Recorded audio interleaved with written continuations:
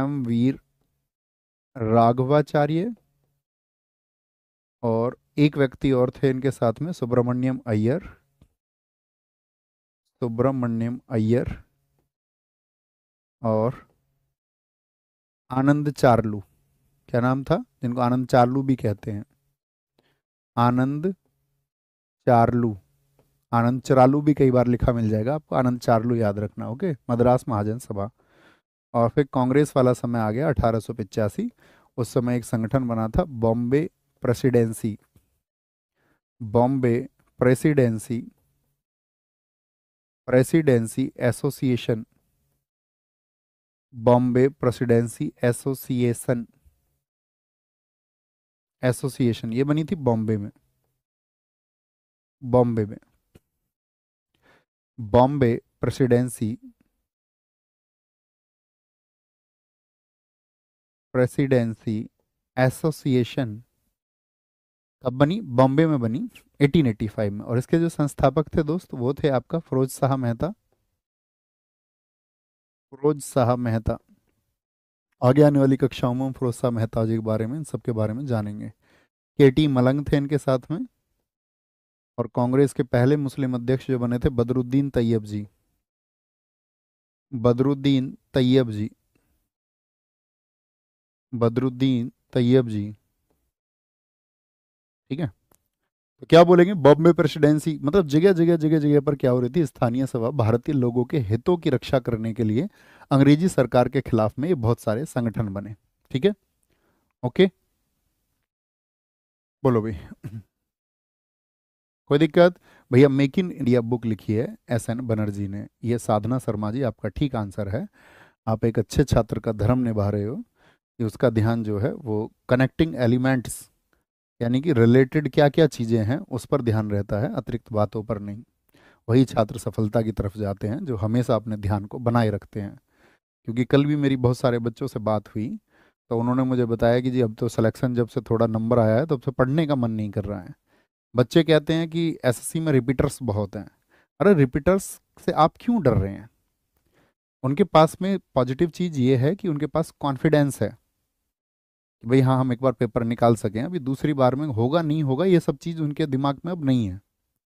नहीं होगा तो भी ठीक है, क्योंकि उनको एक बार पहले सिलेक्शन मिल गया है। तो वो एक उत्साह होता है, तो वो उत्साह आपके अंदर भी सिलेक्शन के बाद ही पैदा हो सकता है, उससे पहले नहीं होगा। हाँ, डरने का कोई उपाय नहीं है, इसके बारे में डरें। मैं कई बार टीचर्स को देखता हूँ कहते हैं कि रिपीटर्स जो हैं वो नहीं बैठने चाहिए जी। क्यों नहीं बैठे भाई रिपीटर्स? दुनिया में कौन आगे नहीं जाना चाहता है?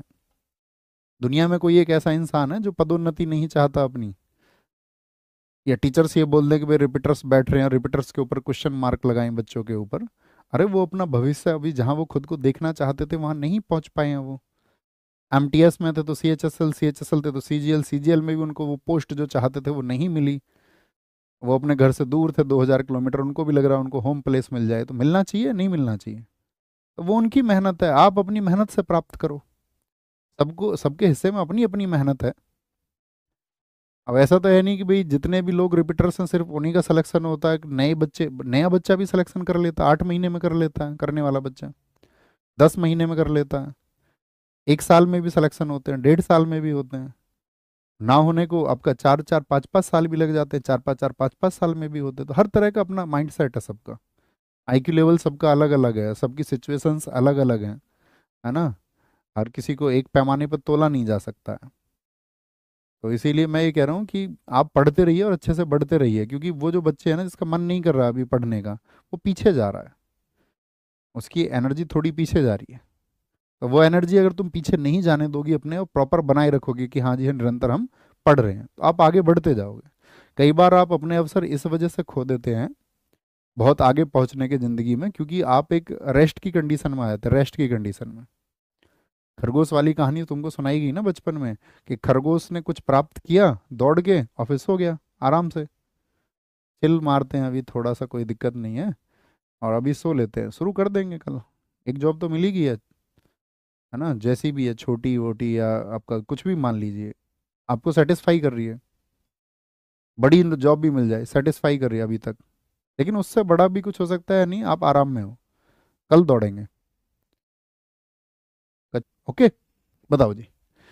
तो यूनाइटेड इंडियन पैट्रियटिक एसोसिएशन कब बनी थी? 1888 में। सैयद अहमद खान, इसी के लिए नाइटहुड मिला, और किसके विरोध के लिए? कांग्रेस के विरोध के लिए। अब अक्सर पढ़ोगे तो छूट जाएगा क्वेश्चन, अगर अच्छे से नहीं पढ़ोगे तो।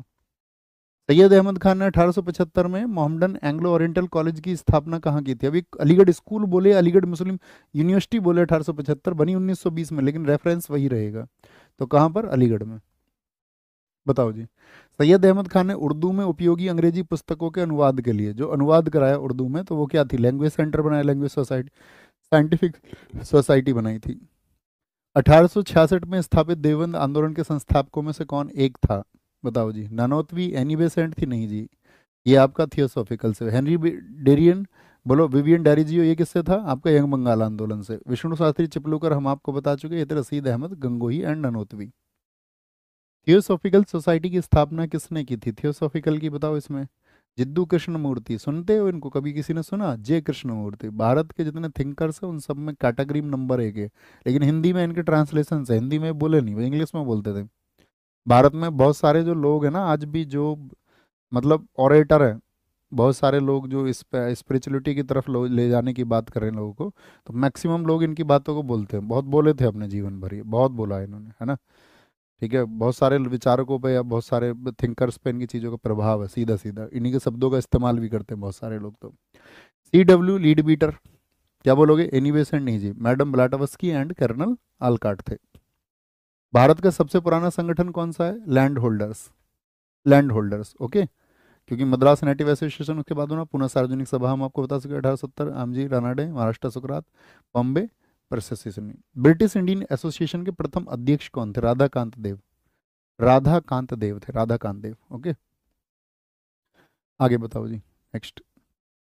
लंदन में ईस्ट इंडिया एसोसिएशन की स्थापना की किसने की? तो उस समय पर आपका 1866 के टाइम पे दादा भाई नारोजी। 1876 में कलकत्ता में इंडियन एसोसिएशन की स्थापना करके भारतीय राष्ट्रीय आंदोलन की नींव किसने रखी थी? तो किसने बनाया था इंडियन एसोसिएशन? बताओ। भारत संघ जिसको हमने कहा था, तो आप कहेंगे SN बनर्जी थे। SN बनर्जी थे। 1875 में इंडियन लीग, अब देखिए सब SSC में पूछा गया क्वेश्चन है, इतना पूछता है SSC, उसको JEE में पूछा गया। इंडियन लीग, शिशिर कुमार घोष, कलकत्ता में। लिस्ट 1 को लिस्ट 2 से मैच करना है, बताओ।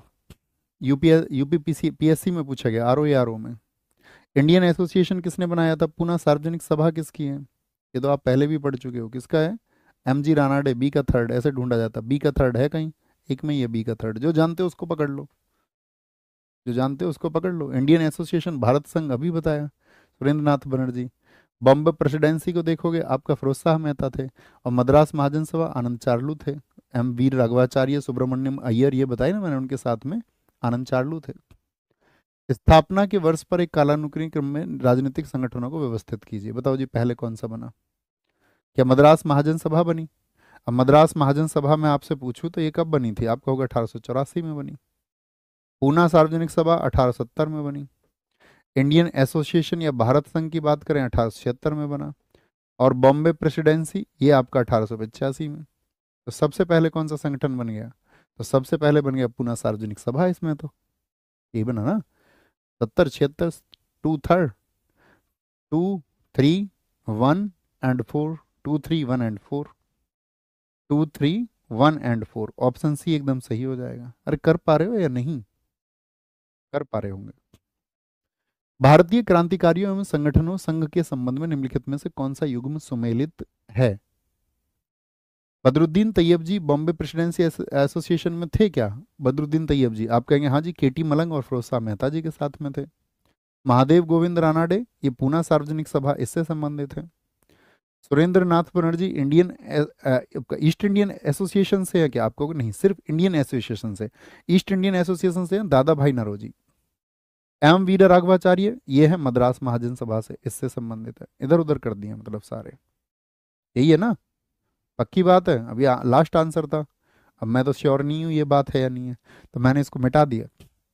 आपसे पूछते हैं इसको, कभी कभी मैं भूल जाता हूँ। ये लास्ट क्वेश्चन है, हमेशा लास्ट क्वेश्चन हम आपको होमवर्क देते हैं ना,